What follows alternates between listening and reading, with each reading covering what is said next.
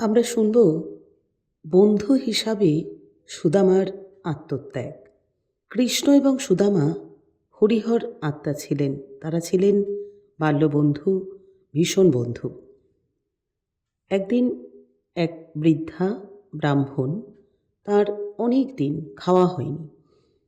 তিনি প্রতিদিন ভিক্ষা করতে বেরোতেন, কিন্তু ভিক্ষা পেতেন না। এইভাবে 4 দিন 5 দিন ভিক্ষা করার পর একদিন তিনি ভিক্ষা পেলেন ছোলা। তারপর তিনি সেই ছোলাগুলি এনে একটি পুঁটলিতে ভরে তিনি ভাবলেন, থাক, আজকে রেখে দিই পুঁটলিটা, কাল সকালে ভোগ তৈরি করে আগে বাসুদেবকে দেব, ভগবান বাসুদেবকে, তারপরে খাব। তারপরে তিনি কি করলেন, ঠাকুরের পাশে সেই পুঁটলিটি যার ভেতরে ছোলা ছিল সেটি রেখে দিয়ে তিনি ঘুমিয়ে পড়লেন। তারপরে মাঝ রাতে চোরেরা তার কুটিরে ঢুকল এবং ঠাকুরের পাশে যে পুঁটলির মধ্যে ছোলা রাখা ছিল সেটা চোরেরা ভাবল যে তারা ওখানে মোহর বা সোনা গয়না এইসব আছে। তারা সেই পুঁটলিটা চুরি করে চলে যাচ্ছিল।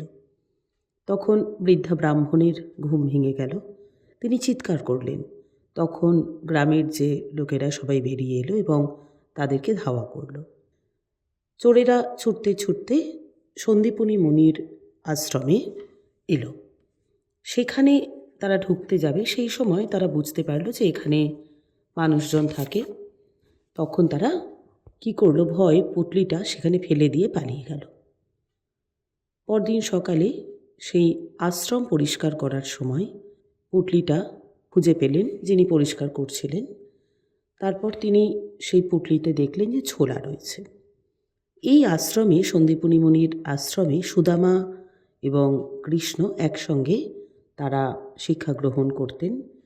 এবং তারা যখন যাচ্ছেন আর কি, বেরোচ্ছেন, তখন যিনি আশ্রম পরিষ্কার করছিলেন তিনি সুদামার হাতে সেই পুঁটলিটি দিয়ে বললেন, এটা নিয়ে যাও, তোমাদের যখন রাস্তায় খিদে পাবে তোমরা খাবে। কিন্তু সুদামা তিনি ছিলেন ব্রহ্মজ্ঞানী। তিনি পুঁটলিটি হাতে নিয়েই বুঝতে পারলেন আসল রহস্য।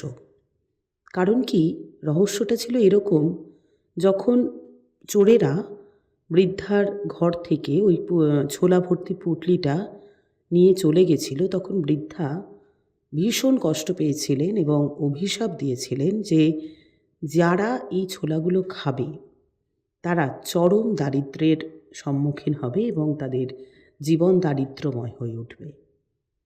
সুদামা কী করলেন, ওই ছোলায় হাত দিয়ে, ছোলার পুঁটলিতে হাত দিয়ে, যেহেতু তিনি ব্রহ্মজ্ঞানী ছিলেন, তিনি বুঝতে পারলেন যে এই ছোলাতে অভিশাপ রয়েছে এক বৃদ্ধার, এটা খেলেই চরম দারিদ্র্যে তার জীবনকাল। সেটা বোঝার পরে তিনি কৃষ্ণকে কিছুই বুঝতে দিলেন না। তারপর এক জায়গায় বসলেন তারা।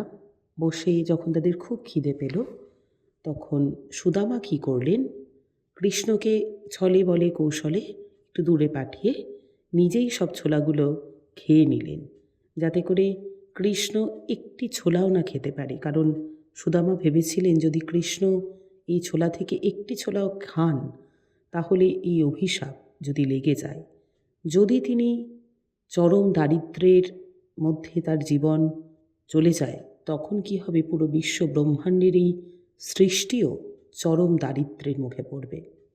তাই সুদামা আত্মত্যাগ করলেন এবং সমস্ত ছোলাগুলি নিজে খেয়ে ফেললেন।